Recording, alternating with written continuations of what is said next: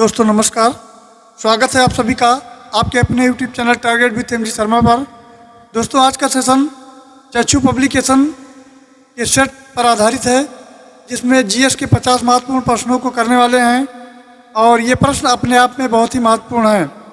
जो भाई बहन चैनल पर अभी नए हैं वो चैनल को सब्सक्राइब कर लें और बेल आइकन प्रेस कर लें, जिससे कोई भी वीडियो मिस ना हो। तो चलो आज के सेशन को शुरू करते हैं।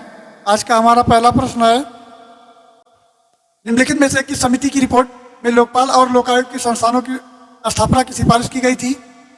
प्रथम प्रशासनिक सुधार समिति, गोरवाला रिपोर्ट, अशोक मेहता समिति या दी एप्लेबे रिपोर्ट? तो मित्रों इसका राइट आंसर हो जाएगा ऑप्शन ए, प्रथम प्रशासनिक सुधार समिति। ये राइट आंसर होगा। और मोरारजी देसाई की अध्यक्षता में भारत में प्रथम प्रशासनिक सुधार का आयोग जो है 1966 से 1970 में किया गया। इसमें नागरिकों की शिकायतों की सुनवाई करने के लिए लोकपाल और लोकायुक्त की स्थापना भी की गई। न्यूजीलैंड में जांच के लिए नियुक्त संसदीय आयुक्त और स्कैंडिनेवियन देशों में लोकपाल संस्थान की पद्धति पर इन संस्थानों की स्थापना की गई थी। तो चलिए आगे बढ़ते हैं। हमारा अगला प्रश्न है प्रश्न संख्या 2। मित्रों प्रश्न संख्या 2 की बात करें तो भारत में राष्ट्रपति कितनी बार वित्तीय आपात स्थिति की घोषणा कर चुके हैं? एक बार, कभी नहीं, 3 बार या 2 बार? तो दोस्तों इसका जो राइट आंसर हो जाएगा वो होगा ऑप्शन बी, कभी नहीं। ऐसी स्थिति कभी नहीं आई है। और 1991 में वित्तीय संकट होने के बावजूद भी अब तक किसी प्रकार के वित्तीय आपातकाल की घोषणा नहीं की गई है। अनुच्छेद 360 के अनुसार यदि राष्ट्रपति इस बात से सहमत है कि ऐसी परिस्थिति उत्पन्न हो जिससे वो वित्तीय स्थिरता या भारत का साख और या किसी अन्य क्षेत्र में किसी प्रकार को कोई खतरा है तो वो वित्तीय आपातकाल की घोषणा कर सकता है। तो अभी तक फिलहाल ऐसा कोई नहीं हुआ है। चलिए आगे बढ़ते हैं। हमारा अगला प्रश्न है 103। यदि सभी निवेशों में परिवर्तन के कारण उत्पाद में समानुपाती परिवर्तन होता है तो ये किससे संबंध मामला बनता है? स्केल में नियत प्रतिफल, स्केल में ह्रासमान प्रतिफल और स्केल में वर्धमान प्रतिफल और स्केल में परिवर्ती प्रतिफल? तो दोस्तों इसका राइट आंसर हो जाएगा ऑप्शन ए, स्केल में नियत प्रतिफल। इसका ये राइट आंसर हो जाएगा। तो ये निवेश के लिए आनुपातिक परिवर्तन के समान उत्पाद में वृद्धि करता है और ये स्थिर प्रतिफल स्केल होता है जिसे CRS कहा जाता है। और इस स्थिति ये निवेश में आनुपातिक परिवर्तन तुलना में उत्पादन कम वृद्धि होती है तो ये ह्रासमान प्रतिफल स्केल यानी DRS की स्थिति है। और यदि निवेश में हुए आनुपातिक परिवर्तन की तुलना में उत्पादन अधिक वृद्धि हो जाए तो ये वर्धमान प्रतिफल स्केल यानी IRS की स्थिति है। चलिए आगे बढ़ते हैं। हमारा अगला प्रश्न 104। निम्नलिखित में से कौन सा भारतीय संविधान की प्रारूपण समिति के सदस्य नहीं थे? डॉक्टर BR अम्बेडकर, आलाद कृष्ण स्वामी, राजेंद्र प्रसाद या गोपालाचारी आयंगर? तो इसका राइट आंसर हो जाएगा ऑप्शन सी, राजेंद्र प्रसाद। ऑप्शन सी इसका राइट आंसर हो जाएगा। और प्रारूप समिति के 7 सदस्य शामिल थे।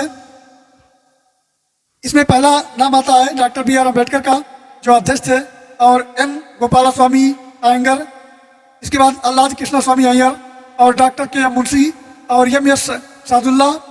नेक्स्ट हमारे हैं ये माधवराव और BL मित्तर के स्थान पर ही शामिल थे, और TT कृष्णामाचारी जिनको कहते हैं DP खेतान, ये DP खेतान के स्थान पर थे। और डॉक्टर राजेंद्र प्रसाद की कार्य प्रणाली और संचालन समिति के नियमों की अध्यक्षता की थी। चलिए आगे बढ़ते हैं। हमारा अगला प्रश्न 105। निम्नलिखित में से किससे मद्रास यानी जो आप चेन्नई है में रैयतवाड़ी व्यवस्था लागू की थी?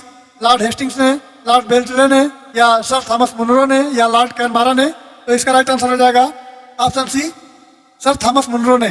सी इसका राइट आंसर हो जाएगा। और ये सन 1820 में थॉमस मुनरो द्वारा रैयतवाड़ी प्रणाली लागू की गई थी और ये प्रणाली ब्रिटिश भारत के पूर्व प्रांतों सहित यानी असम के कई भागों, बंबई और मद्रास के प्रमुख क्षेत्रों में लागू की गई थी। रैयतवाड़ी प्रणाली में स्वामित्व संबंधी अधिकार किसानों को दिया जाता है और इस प्रणाली में ब्रिटिश सरकार प्रत्यक्ष रूप से किसानों से कर जो है प्राप्त करती है।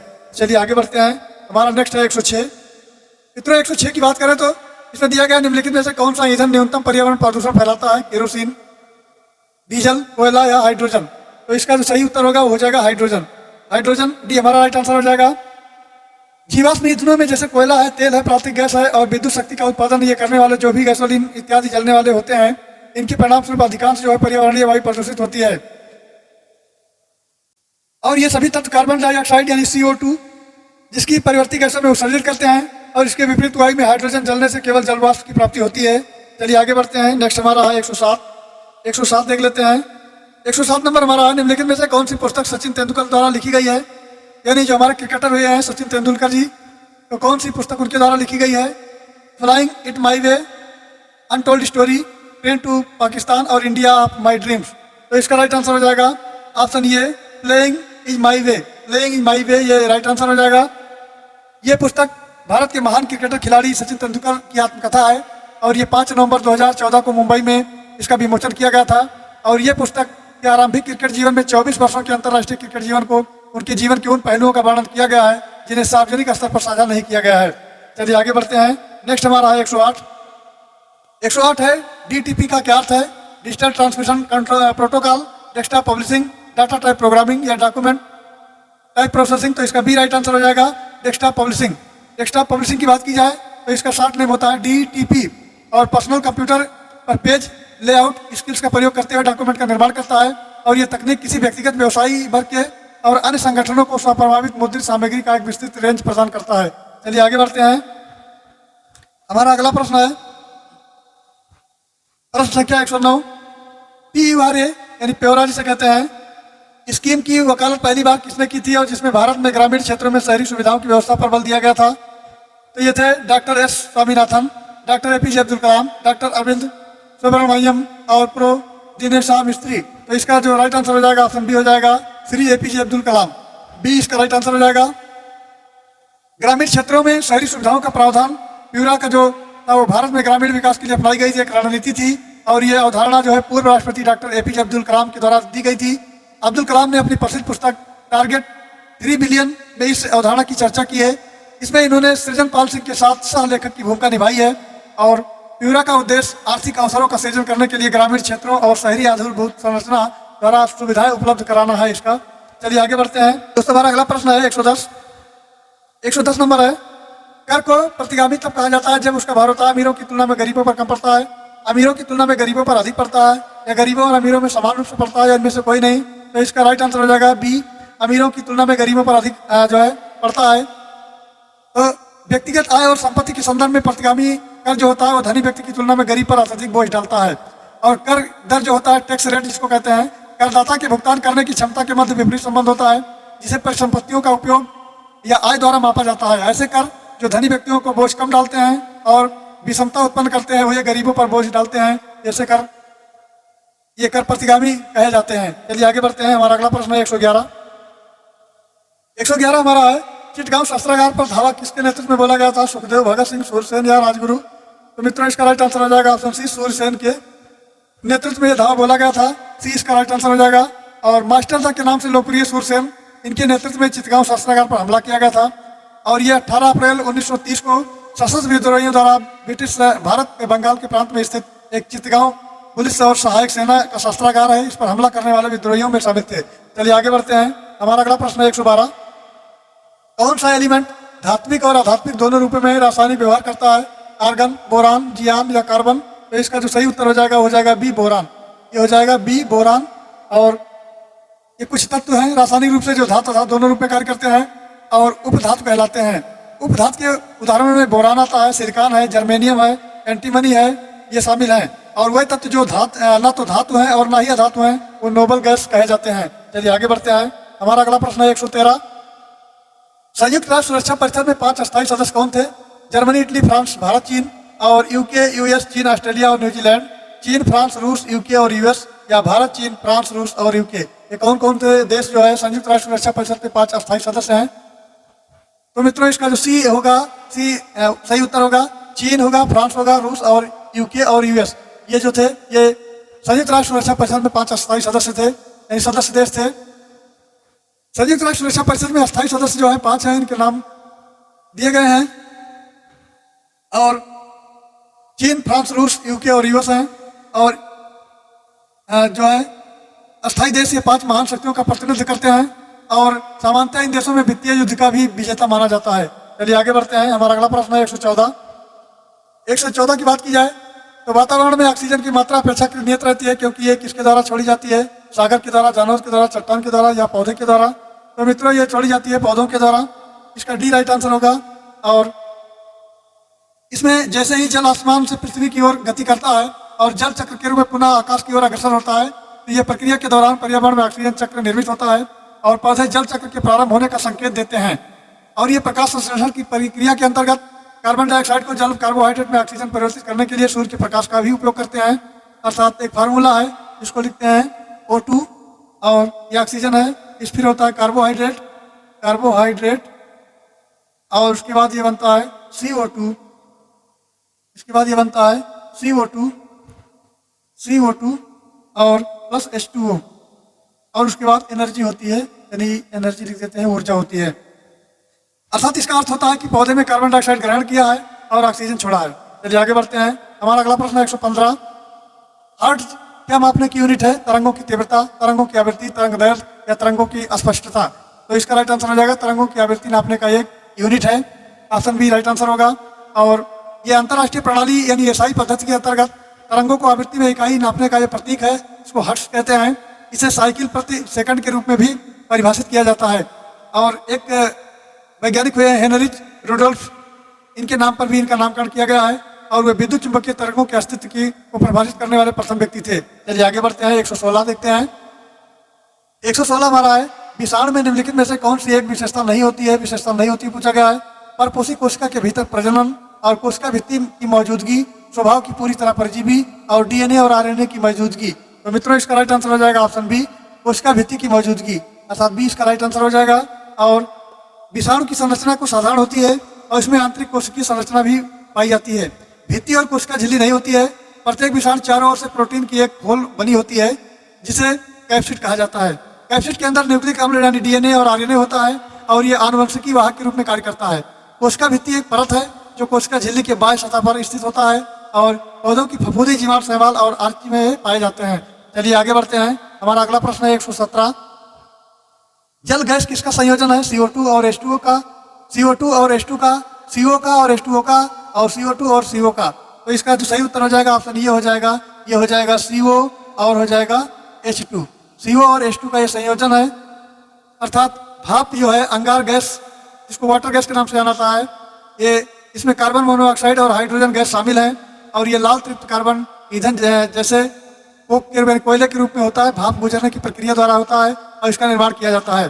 भाप और हाइड्रोजन की प्रक्रिया स्वरूप विस्तृत गैस जो है बाद में उत्सर्जित होती है। चलिए आगे बढ़ते हैं।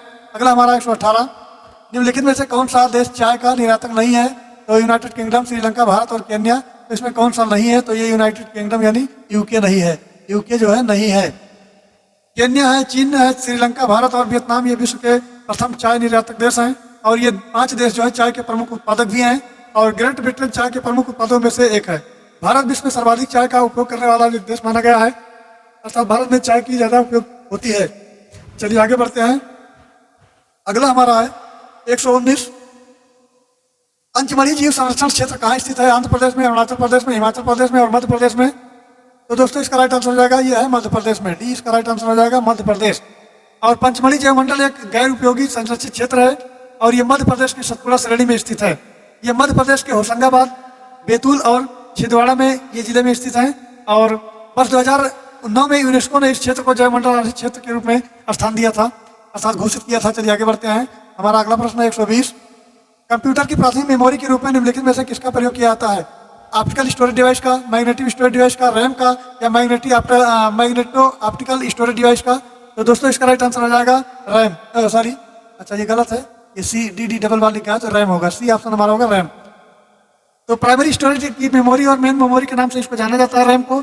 और ये कंप्यूटर का वो क्षेत्र है जिसमें कंप्यूटर के प्रोसेसर द्वारा शीघ्रता से एक्सेस करने वाले डाटा को स्टोर किया जाता है। और रैंडम एक्सेस मेमोरी जिसका शॉर्ट नेम है रैम। और मेमोरी को प्राय जो है प्राइम मेमोरी अर्थात यानी मुख्य में मेन स्टोरेज का पर्याय इसको माना जाता है। चलिए आगे बढ़ते हैं। हमारा अगला प्रश्न है 121। 121 हमारा है शिवाजी ने कितनी बार सूरत को लूटा था? 4 बार, 1 बार, 3 बार और 2 बार। तो मित्रों इसका राइट आंसर हो जाएगा डी, ये 2 बार शिवाजी ने सूरत को लूटा था। सूरत शहर की सभ्यता से प्रभावित होकर शिवाजी ने 2 बार अर्थात जनवरी 1964 और अक्टूबर 1670 में इस पर आक्रमण किया और सूरत पर 2 बार आक्रमण करने के बाद इन्होंने औरंगजेब को एक कड़ा संदेश दिया और ये संदेश जो था महत्वपूर्ण वाणिज्यिक शहर के रूप में सूरत 16वीं और 18वीं शताब्दी के मध्य एक समृद्ध खुशहाल शहर था, इसलिए शिवाजी ने इसको 2 बार लूटा। चलिए आगे बढ़ते हैं। हमारा अगला प्रश्न है 122। निम्नलिखित में से किस राज्य में लैटेराइट मिट्टी पाई जाती है? केरल में, उत्तर प्रदेश में, राजस्थान में या महाराष्ट्र में? तो मित्रों इसका राइट आंसर हो जाएगा डी आपका महाराष्ट्र। महाराष्ट्र जो है इसका राइट आंसर हो जाएगा और ये लेटेराइट मिट्टी भारत के ओडिशा के पूर्वी घाट, पश्चिमी घाट और दक्षिणी भागों मालाबार का जो तट है, ये मैदानी क्षेत्रों में और महाराष्ट्र के रत्नागिरी और आंध्र प्रदेश के कुछ भागों में जो है एल्युमिनियम और आयरन प्रचुर मात्रा में पाई जाती है। आयरन ऑक्साइड की अधिक मात्रा के कारण ये मृदा जो है यानी ये मिट्टी लाल दिखाई पड़ती है। चलिए आगे बढ़ते हैं। हमारा अगला प्रश्न है 123। गाजर का रंग किसकी मौजूदगी के कारण होता है? कैरोटीन के कारण, क्लोरोफिल के कारण, या फाइकोसाइनिन के कारण, या फाइकोइनथ्रिन के कारण? तो इसका सही उत्तर हो जाएगा ये कैरोटीन के कारण होता है। ऑप्शन इसका ये सही उत्तर होगा। ऑप्शन ये सही उत्तर होगा कैरोटीन। मित्रों, ये कैरोटीन प्रकाश संश्लेषण रंजकता है जो गाजर की संतरी रंग होने के लिए उत्तरदायी है, जिसके लिए ये रासायनिक वर्ग का नामकरण किया गया है। और एम्सोसाइनिक्स के कारण गाजर पीले होते हैं। कैरोटीन शुष्क पर्ण समूह होता है और नारंगी रंग, लेकिन पीले नहीं होता है, नहीं होते हैं, और होने के लिए जो है उत्तरदायी, यानी पीला रंग होने के लिए, सॉरी नारंगी रंग होने के लिए उत्तरदायी है। चलिए आगे बढ़ते हैं। अगला हमारा 124। 124 हमारा है बादल फटने का क्या अभिप्राय है? कृत्रिम बारिश का निर्माण, भयंकर तूफान के साथ असाधारण रूप से बारिश का होना, या आसमान में बिखरे हुए बादलों की मौजूदगी, या मेघाच्छादन मौसम में सफल यानी फसल की बीज बिखराना। तो इसका सही उत्तर हो जाएगा ऑप्शन बी, भयंकर तूफान के साथ असाधारण रूप से बारिश होना, यानी अधिक से अधिक बारिश होना, ये बादल फटने का अभिप्राय है। और बादल तब फटता है जब अचानक बहुत सी अधिक वर्षा होने लगती है, और ये अधिक के जो है भौगोलिक क्षेत्र में कम समय में पूर्णतः जो है प्रभावता और प्रचंडता के साथ बारिश होने लगती है। और सामान्यतः जो बादल फटने की घटना होती है तड़ित यानी झंझा यानी गर्जने और तेजी से आवाज करने का जो है इसी के साथ होता है, अर्थात पानी भी बहुत तेजी से बरसेगा और गर्जना भी जोर से होगी। तो चलिए आगे बढ़ते हैं। हमारा अगला प्रश्न है 125। 125 नंबर हमारा है पक्षियों और कीटों के पंख होते हैं पोषक, समजात और आयुक्त संगत या समृद्धि। तो मित्रों इसका राइट आंसर हो जाएगा ऑप्शन डी, ये समृद्धि होते हैं, इसका डी उत्तर होगा। और पक्षियां और कीटे जो इनके पंख जो होते हैं वो संरचनात्मक रूप से समरूप होते हैं, और दोनों प्रकार के जो जीव होते हैं इनका प्रयोग उड़ने के लिए करते हैं, लेकिन अपने विकास के आरंभिक चरण में इनका पैतृक उद्भव में कोई समानता नहीं है और वे समान कार्य प्रणाली प्रदर्शित करते हैं, लेकिन एक समान संरचनात्मक संबंध का प्रदर्शन नहीं करते हैं। चलिए आगे बढ़ते हैं। हमारा अगला प्रश्न है 126। 126 देख लेते हैं। कोलकाता किस प्रकार के बंदरगाह का उदाहरण है? प्राकृतिक है, तेल है, नौसैनिक है, या नदी है? तो दोस्तों इसका जो सही उत्तर होगा वो होगा नदी है। कोलकाता भारत का एकमात्र नदी बंदरगाह है, और ये बंदरगाह जो समुद्र से दूर है और नदी के किनारे स्थित है, और नदी के मध्य में समुद्र को जोड़ता है, अर्थात नदी बंदरगाह कहलाता है। कोलकाता बंदरगाह हुगली नदी पर स्थित है, और इस प्रकार के बंदरगाह का सर्वश्रेष्ठ ये उदाहरण माना गया है। चलिए आगे बढ़ते हैं। हमारा अगला प्रश्न है 127। जय क्वेश्चन अंग निम्नलिखित में से किसके द्वारा संबंध है? देखना, चबाना, सूंघना या सुनना? तो इसका जो सही उत्तर हो जाएगा वो जाएगा सी, सूंघने से संबंधित है। और मित्रों जय क्वेश्चन अंग जो होता है ये है वामरेजैमल आर्गन को कहते हैं, और इसका मुख्य नासिका प्रकोष्ठ जो होता है इसके अंतर्गत संवेदी कोशिकाओं का एक भाग आता है जो भारी नमी युक्त होता है और सुगंधित कणों का पता लगाता है। ये सूंघने की ज्ञानेंद्रियों से संबंधित एक अभिग्राही है जो वास्तव में साधारण ग्रंथों को ग्रहण नहीं करता है। चलिए आगे बढ़ते हैं। 128 देख लेते हैं। 128 नंबर हमारा है भारत में निम्नलिखित में से किस शहर में अधिक से अधिक रेलवे अंचलों के मुख्यालय हैं? मुंबई, ना कोलकाता और ना मुंबई, कोलकाता और मुंबई दोनों हैं। तो इसका जो सही उत्तर हो जाएगा वो कोलकाता और मुंबई दोनों हैं। कोलकाता और मुंबई दोनों में से दो रेलवे जोनों के मुख्यालय स्थित हैं, मध्य रेलवे और पश्चिमी रेलवे। दोनों का मुख्यालय मुंबई में स्थित है, जबकि पूर्वी रेलवे और दक्षिण पूर्व रेलवे का मुख्यालय कोलकाता में स्थित है। चलिए आगे बढ़ते हैं। हमारा अगला प्रश्न है 129। त्रिभाषा सूत्र की सिफारिश किस समिति ने की थी? राज्य समिति ने, कोठारी समिति ने, या राजा मन्नार समिति ने, या दत्त समिति ने? तो इसका सही उत्तर हो जाएगा ऑप्शन बी, कोठारी समिति ने। ऑप्शन बी इसका जो है सही उत्तर होगा, कोठारी समिति। ये 1961 में आयोजित जो है मुख्यमंत्रियों के सम्मेलन के दौरान 3 सूत्रीय भाषा में यानी 3 लैंग्वेज फार्मूला के नाम से जाना जाता है, और इसका आविष्कार किया था इसका आविष्कार किया गया था ये 3 सूत्रीय भाषा का राष्ट्रीय शिक्षा आयोग, जिसे कोठारी आयोग के नाम से जाना जाता है, और शिक्षा पद्धति की समीक्षा और क्रमिक सूत्र जो है इसकी अनुशंसा पर इसका जो सिफारिश है राष्ट्रीय शिक्षा नीति 1968 के द्वारा किया गया है। चलिए आगे बढ़ते हैं। अगला हमारा है 130 नंबर हमारा है निम्नलिखित में से क्या स्फीतिकारी मूल्य वृद्धि का परिणाम है? विकास में बाधा, आर्थिक विषमताओं में वृद्धि, ये सभी हैं, या भुगतान संतुलन में प्रतिकूल प्रभाव है? तो मित्रों इसका जो सही उत्तर हो जाएगा उसी हो जाएगा, अर्थात ये सभी हैं। सभी का मतलब विकास में बाधा भी है, आर्थिक विषमताओं में वृद्धि भी है, और भुगतान संतुलन की प्रतिकूल प्रभाव पड़ता है, ये सभी दिया गया है। तो इसका सही उत्तर हो जाएगा ऑप्शन सी। और मुद्रास्फीतिकारी मूल्यों में वृद्धि की है और देश की आर्थिक प्रगति और देश के नागरिकों के कल्याण के लिए हानिकारक है।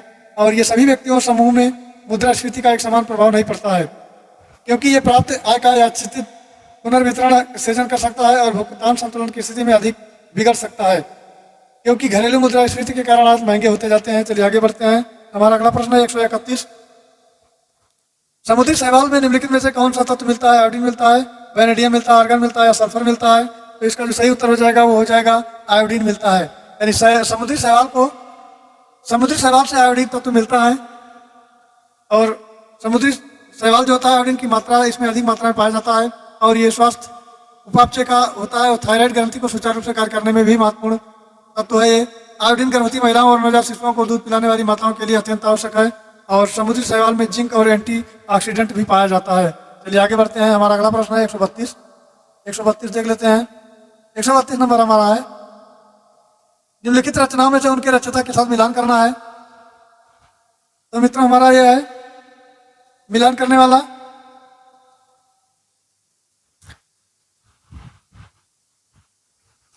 कर लेते हैं। पहला हमारा है गीत गोविंद और गीत गोविंद है ये जयदेव का है, और से मिला देंगे। उसके बाद दूसरा हमारा योग शास्त्र, ये हेमचंद से संबंधित है। तीसरा हमारा श्री भाष्य और जो है ये हमारा है रामानुज से संबंधित है और सिद्धांत चिंतामणि ये 2 से संबंधित है। तो पहले ये का जो हमारा हो जाएगा 4 हो जाएगा और ये का 4 देख लेते हैं, ये 3 विकल्पों में है। चलिए बी का हमारा पहला हो जाएगा। अब बी का पहला बाकी में तो नहीं मिल रहा है लेकिन ये में मिल रहा है, तो ये हमारा राइट आंसर हो जाएगा। चलिए ये मान लेते हैं आपका सही उत्तर हो गया। ये सही उत्तर है ये हमारा। और इसके अंतर्गत ये 4 विकल्प दिए गए हैं, इसको ध्यान से देखना है। तो जिसमें 1-2 करके मिला लीजिए, तो जो मिलेगा इसमें वो एग्जैक्ट आंसर हो जाएगा। चलिए आगे बढ़ते हैं। हमारा अगला क्वेश्चन है, अम्लीय वर्षा किसके कारण पर्यावरण प्रदूषण होने से होती है? नाइट्रोजन और फास्फोरस के ऑक्साइड से, कार्बन और नाइट्रोजन के ऑक्साइड से, नाइट्रोजन और सल्फर के ऑक्साइड से, या इनमें से किसी में नहीं? तो मित्रों इसका जो राइट आंसर हो जाएगा वो हो जाएगा सी, नाइट्रोजन और सल्फर के ऑक्साइड से होता है। तो ये हमारा है 133। सल्फर और नाइट्रोजन जो है ऑक्साइड होते हैं, अर्थात सल्फर डाइऑक्साइड होते हैं और नाइट्रोजन ऑक्साइड होते हैं। इनके उत्सर्जन के कारण अम्लीय वर्षा होती है और ये ऑक्साइड वायुमंडल में अम्ल उत्पन्न करने के लिए जल में अणुओं के साथ प्रतिक्रिया करते हैं और जीवाश्म के रूप में सल्फर डाइऑक्साइड यानी SO2 और नाइट्रोजन के ऑक्साइड में नाइट्रोजन ऑक्साइड NO2 का जो है उत्सर्जन भी करते हैं। चलिए आगे बढ़ते हैं। हमारा अगला प्रश्न है 134। निम्नलिखित में से कौन से जोड़े का सही मिलान किया गया है? अब ये जोड़े का मिलान देख लेते हैं, किसका किया गया है किसका नहीं किया गया है। तो ADM जबलपुर केस नागरिकों का अधिकार आपातकाल, ये इसका सही उत्तर हो जाएगा। ये इसका सही उत्तर हो जाएगा। और भारतीय संविधान का जो अनुच्छेद 21 है इसमें जीवन और स्वतंत्रता का अधिकार प्रदान किया गया है। हालांकि आंतरिक जो है आपातकाल 1975 से 77 के दौरान था और संविधान के अनुच्छेद 362 के तहत अनुच्छेद 21 को निलंबित कर दिया गया है। शीघ्र ही ये प्रश्न उठाया गया कि क्या आपातकाल की स्थिति बंदी पर 30 चरण लेख का पालन किया जा सकता है? तो SDM जबलपुर बनाम शिवकांत शुक्ला AIR जो है 1976 को बंदी पर 30 चरण मुकदमे के नाम से भी जाना जाता है और ये दोनों 25 वर्ष से संबंधित हैं। तो ये हमारा जो है सही उत्तर हो जाएगा। चलिए आगे बढ़ते हैं। हमारा अगला प्रश्न है 135। भारत में समुद्री गाय किस बायो रिजर्व क्षेत्र में पाई जाती है? मन्नार की खाड़ी में, नाकरेक में, मानस में या सुंदरबन में? तो इसका जो सही उत्तर हो जाएगा ऑप्शन ये हो जाएगा मन्नार की खाड़ी में। मित्रों स्तनपायी समुद्री गाय जो है मन्नार की खाड़ी में पाए जाते हैं और यहाँ स्थित जयमंडल रिजर्व भी पाई जाती हैं और ये गाय होलोडिग्लो यूनिवर्स नामक समुद्री घास ग्रहण करती हैं। चलिए आगे बढ़ते हैं। अगला हमारा है 136। कार्बन पद चिन्ह किस प्रकार कम किए जा सकते हैं? ये सभी पहले दिया गया है। अब वैसे क्वेश्चन का ट्रेंड बदल रहा है, इसमें पहले ही दे दिया जाता है ये सभी, उसके बाद में ऑप्शन को दिए जाते हैं। तो ये सभी हो गया अपशिष्ट पदार्थों का पुनर्चक्रण करके, ऊर्जा दक्ष उपकरणों का प्रयोग करके या सार्वजनिक परिवर्तन द्वारा कम करके। तो मित्रों इसका सही उत्तर हो जाएगा ऑप्शन ये सभी, अर्थात ये B, C, D सभी हैं, तो ये सभी हो जाएगा। और कार्बन जो है फुटप्रिंट को ऐतिहासिक रूप से व्यक्ति के संगठन, उत्पाद और किसी अन्य घटना द्वारा उत्सर्जित ग्रीन हाउस गैस के कुल समूह के रूप में परिभाषित किया जाता है। चलिए आगे बढ़ते हैं। हमारा अगला प्रश्न है 137 देख लेते हैं। कीट भक्षी पौधे किस तत्व की कमी वाली मिट्टी में उगते हैं? नाइट्रोजन, सोडियम, कैल्शियम और मैग्नीशियम। तो दोस्तों इसका जो सही उत्तर हो जाएगा वो हमारा हो जाएगा ऑप्शन ये नाइट्रोजन सही हो जाएगा, नाइट्रोजन। और यहाँ जो है मांसाहारी कीट भक्षी पौधे जो सामान्यतः उन्हीं क्षेत्रों में पाए जाते हैं जहाँ मृदा की मात्रा कम होती है और मृदा में पोषक तत्वों के विशेष रूप से नाइट्रोजन की मात्रा कम ही होती है। और ये पौधे अम्लीय दलदलों में शैल जीवाश्मों में पाए जाते हैं। चलिए आगे बढ़ते हैं। हमारा अगला प्रश्न है 138 देख लेते हैं। सिरके में निम्नलिखित में से क्या पाया जाता है? Acetic acid, propionic acid, formic acid या ब्यूटेरिक एसिड। तो इसका सही उत्तर हो जाएगा ऑप्शन ये एसिटिक एसिड। एसिटिक एसिड ये इसका सही उत्तर हो जाएगा। और ये एसिटिक एसिड जो है सिरका एक तरल द्रव्य है जो मुख्यतः एसिटिक एसिड यानी CH3 इसको मिटा देते हैं, फिर से लिख देते हैं CH3 COOH है और जल में मिलकर बनता है। एसिटिक एसिड बैक्टीरिया द्वारा इथेनॉल के किण्वन में एसिटिक एसिड का निर्माण किया जाता है और इसका प्रयोग मुख्यतः भोजन बनाने के संगठक के रूप में किया जाता है। चलिए आगे बढ़ते हैं। हमारा अगला प्रश्न है 139 देख लेते हैं।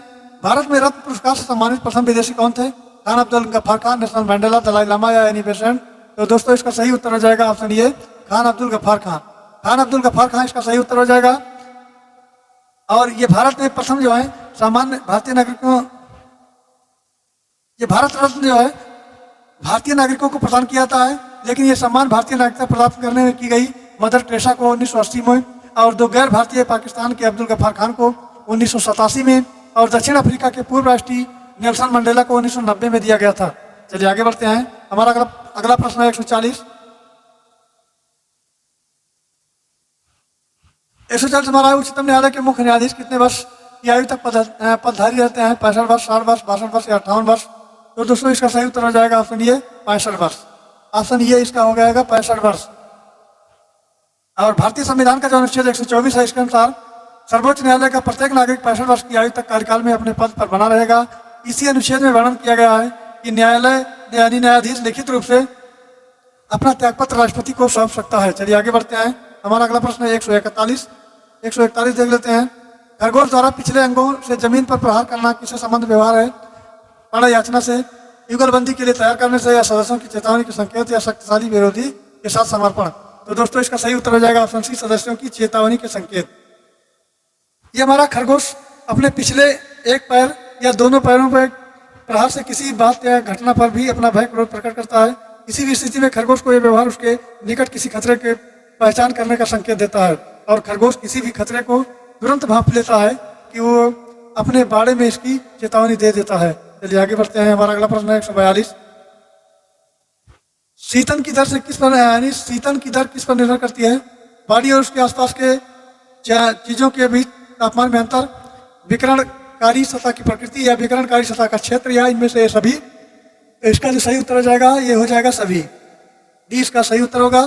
अब मित्रों यानी न्यूटन के शीतलन यानी कूलिंग के सिद्धांत है और इसमें आसपास की वस्तुओं का शरीर के तापमान के मध्य अंतर समानुपाती होता है। जब विकिरण द्वारा शरीर में शीतलता प्राप्त होती है तो शीतलता तत्व उसी कारकों पर निर्भर करती है यानी विकिरण सतह की प्रकृति जो कि उत्सर्जक है और विकिरणकारी क्षेत्र का सतह, विकिरणकारी सतह का द्रव्यमान, विकिरणकारी शरीर की विभिन्न ऊष्मा और विकिरणकारी शरीर का तापमान और आसपास का परिवेश का तापमान ये होते हैं। चलिए आगे बढ़ते हैं। हमारा अगला प्रश्न है 143 हमारा है वाहन पीछे से आने वाली वस्तुओं को देखने के लिए इसका प्रयोग करते हैं? उत्तल लेंस का, अवतल लेंस का, उत्तल दर्पण का या अवतल दर्पण का। तो मित्रों इसका जो सही उत्तर हो जाएगा वो हो जाएगा ऑप्शन बी। ये हो जाएगा ऑप्शन बी। वाहनों में पृष्ठीय भाग देखने के लिए उत्तल दर्पण का प्रयोग किया जाता है। चलिए आगे बढ़ते हैं। हमारा अगला प्रश्न है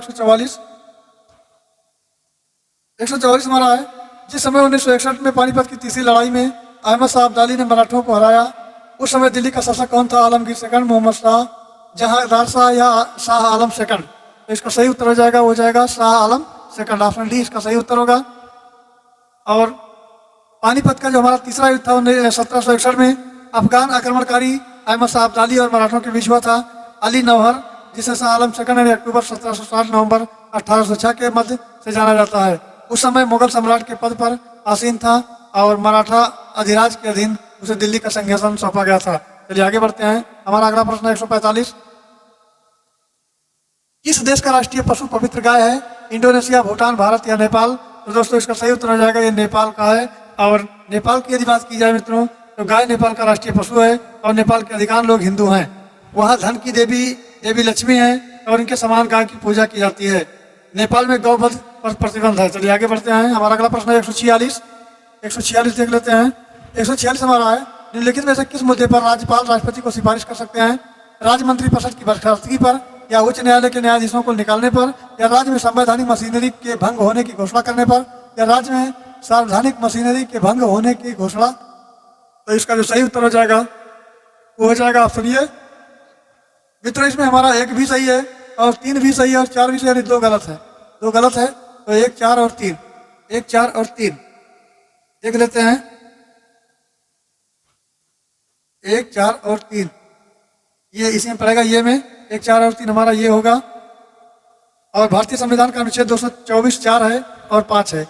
इसमें 217 फर्स्ट बी और 218 के अनुसार दुर्व्यवहार और अध्यक्षता सिद्ध हो जाने पर उच्चतम न्यायालय के न्यायाधीशों को उनके पद से हटाया जा सकता है और न्यायाधीशों को केवल संसद द्वारा स्थापित कानून प्रक्रिया द्वारा ही हटाया जा सकता है। इस प्रकार राज्य में राज्यपाल और यहाँ तक कि राष्ट्रपति भी इस संदर्भ में शक्तिहीन है। चलिए आगे बढ़ते हैं। हमारा अगला प्रश्न है 147। राष्ट्रीय आय का पाकिस्तान क्षमा करना, नेक्स्ट विषय पढ़ देते हैं। 147 राष्ट्रीय आय का परिकलन निम्नलिखित में से एक को छोड़कर अन्य सभी तरीकों से किया जा सकता है।